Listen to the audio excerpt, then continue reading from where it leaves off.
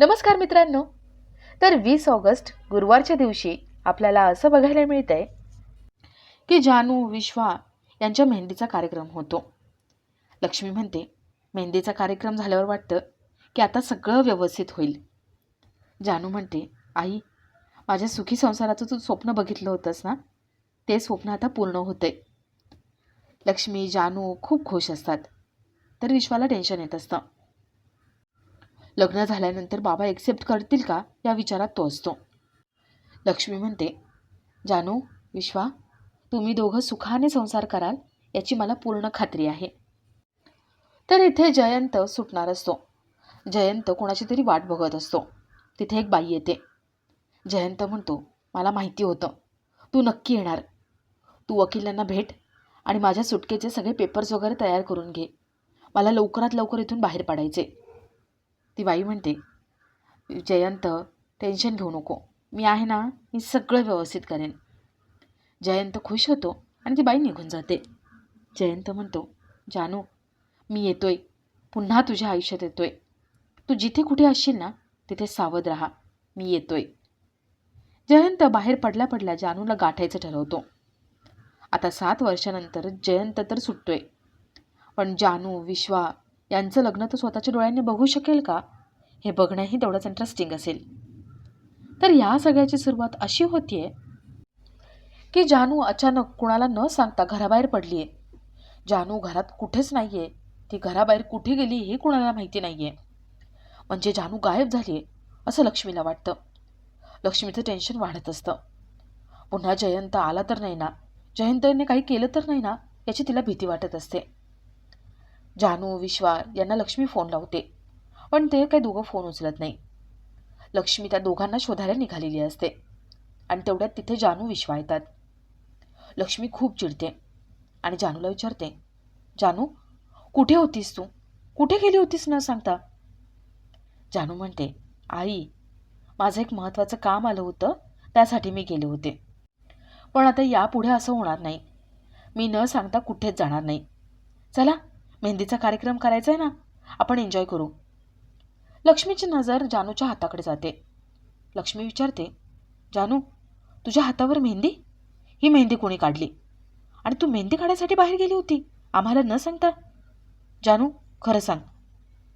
जानू म्हणते, आई, अगं, माझी एक मैत्रीण आहे, मेहंदी आर्टिस्ट आहे ती, तिने माझ्या हातावरती मेहंदी काढली.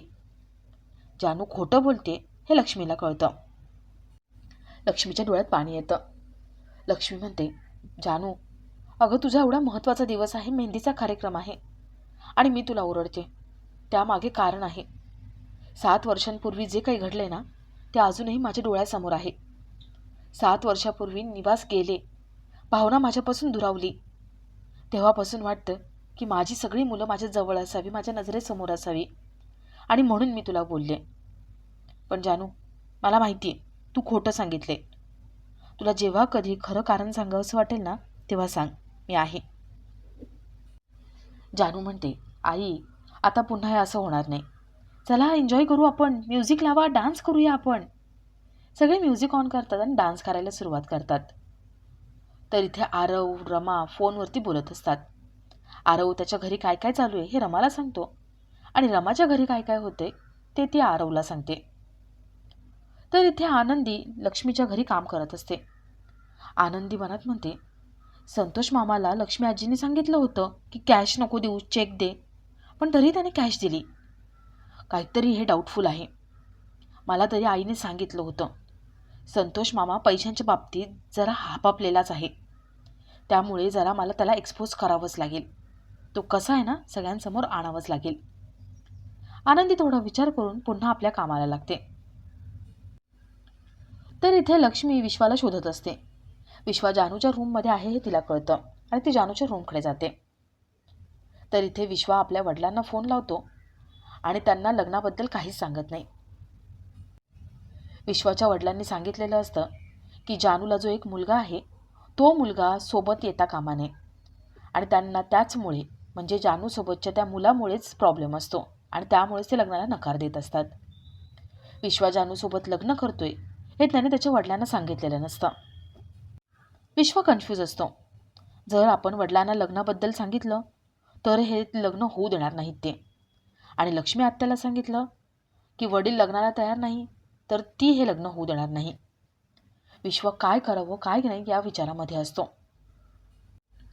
विश्वा आपल्या वडिलांना सांगतो की जानूचं लग्न होतंय. विश्वाचे वडील म्हणतात, चांगली गोष्ट आहे लग्न होतंय ते. विश्वा आता नाच सोडून दे त्या मुलीचा. अरे मी एका वेळेस विचार केला असता, पण तिच्यासोबत तो मुलगा आहे तो. अरे तुझं आणि तिचं लग्न झाल्यानंतर ती म्हणाली होती की मी आणेन त्या मुलाला आपल्यासोबतच. अरे तसं झालं असतं ना तर लोकांनी नावं ठेवली असती. आणि नको हे सगळं. तू ऐकलंस ना, खूप चांगलं वाटते, गुणी आहेस तू. विश्वाच्या डोळ्यात पाणी येतं. विश्वा म्हणतो, बाबा मला एकटं असल्यासारखं वाटते. नवीन प्रोजेक्ट आले, डिस्कस करायचे, पण मला भीती वाटते. हे खूप मोठं प्रोजेक्ट आहे. बाबा म्हणतात, काही काळजी करू नको, माझे आशीर्वाद तुझ्यासोबत आहे. मी तिथे नाही म्हणून काय झालं, मी आज ना उद्या येईन आणि सगळं चांगलं होईल. विश्वा ठीक आहे म्हणून फोन ठेवतो आणि मागे वळतो. लक्ष्मी तिथे उभी असते. विश्वा घाबरतो. विश्वाला वाटतं की लक्ष्मीने सगळं ऐकले, पण लक्ष्मीने शेवटचं फक्त ऐकलेलं असतं. लक्ष्मी म्हणते, दादा लग्नाला येणार नाही, लांबूनच आशीर्वाद देतोय, हे असं नाही चालणार. मला वेळ मिळाला ना की मी त्याला नक्की फोन लावणार आणि विचारणार.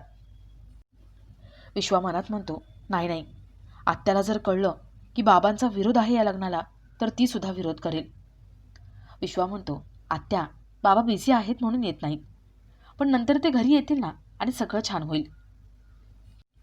लक्ष्मी ठीक आहे म्हणते आणि बाकीची कामं करायला घेते. तर इथे बाहेर मेहंदीचा कार्यक्रम चालू होतो.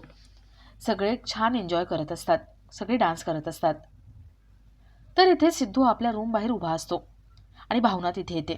भावना विचारते, सिद्धिराज तुम्ही इथे का उभे? सिद्धू म्हणतो, अगं रमाला फोनवर कोणाशी तरी महत्त्वाचं बोलायचं होतं, सिक्रेट, म्हणून मी बाहेर थांबलो. भावना खूप भडकते. भावना म्हणते, सिद्धिराज ती फक्त 7 वर्षांची आहे, सिक्रेट वगैरे काही नसतं. आणि हे तिने तुम्हाला असं बाहेर थांबवलं फोन घेऊन? ती कोणाशी बोलते काय करते आपल्याला काहीच माहिती नाही आहे, आणि तुम्ही असं कसा फोन दिला? तिला थांबवायलाच पाहिजे. सिद्धू म्हणतो, भावना अगं 5 मिनिटाचा प्रश्न आहे, काय जास्त तमाशा करायचा? भावना म्हणते, 5 मिनिटाचा प्रश्न नाही आहे. अहो आठवड्यातून एकदा फोन देतो तिला, आणि हा नियम आहे ह्या घरचा. काल तिला फोन दिला होता, मग आज का दिलात तुम्ही? तुम्हाला माहिती नाही पण तिला माहिती आहे ना. भावना रमाला आवाज देते आणि तिच्याकडून फोन हिसकावून घेते. सिद्धू म्हणतो, भावना असं करू नको. अगं आपली मुलगी आहे ती, तिच्या कलेने घ्यायला पाहिजे ना. भावना म्हणते, नाही तुम्हाला काहीच माहिती नाही आहे, मी शिस्त लावली आहे, मुली बिघडायला नको. सिद्धू म्हणतो, भावना अगं काय वागतेस तू, इतकं चिडायला काय झाले? आपल्या मुली आहेत त्या आणि तू त्यांची आई आहेस. हॉस्टेलच्या वॉर्डनसारखे का वागतेस तू? लक्ष्मी म्हणते, तुम्हाला मी हॉस्टेलची वॉर्डन वाटते? मुलींवरती धाक असायला हवा.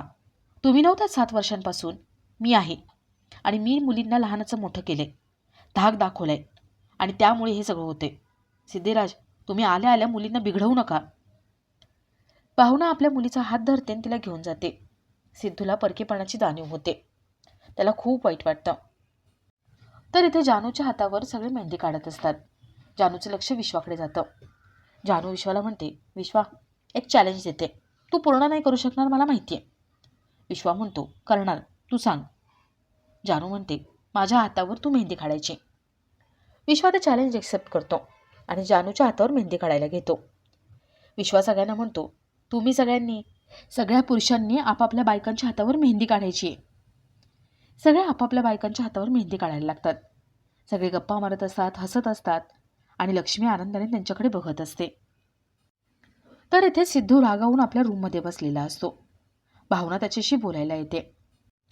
भावना म्हणते, सिद्धिराज मगाशी मी तुम्हाला बोलले त्याबद्दल सॉरी, पण अहो जरा विचार करा ना.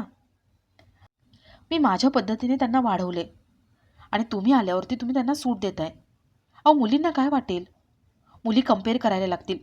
त्यांच्या नजरेत बाबा बेस्ट होईल, चांगला होईल, आणि आई ओरडणारी होईल. आणि आपण दोघं विरोधात नकोय, एका बाजूने हवे. आई बाबा म्हणून आपल्याला शिस्त लावायची मुलींना. सिद्धू म्हणतो, भावना, तुला जे काही बोलायचं होतं ना मगाशी बोलली आहेस आणि मला कळलंय. मी बिघडवतोय ना मुलींना. ठीक आहे, यापुढे तू म्हणशील ना तसं वागेन मी. आणि तुला काय वाटतंय, मी जर आल्या आल्या रमावरती ओरडलो असतो, तिला मोबाईल दिला नसता, तर ती माझ्या जवळ आली असती? अगं तिला बाबा म्हणजे काय ते माहिती नाही आहे. आणि तू म्हणते की आले आले मी तुझ्यासारखं तिच्यावर ओरडू? ठीक आहे, तुला वाटतं ना मी मुलीच्या जवळ जायचं नाही, त्यांच्याशी नीट बोलायचं नाही? ठीक आहे, तू म्हणशील आता तसंच होईल. सिद्धू रागावून निघून जातो. सिद्धूला हर्ट केलं म्हणून भावनाला वाईट वाटतं. आणि आपला आजचा हा भाग इथेच संपतो.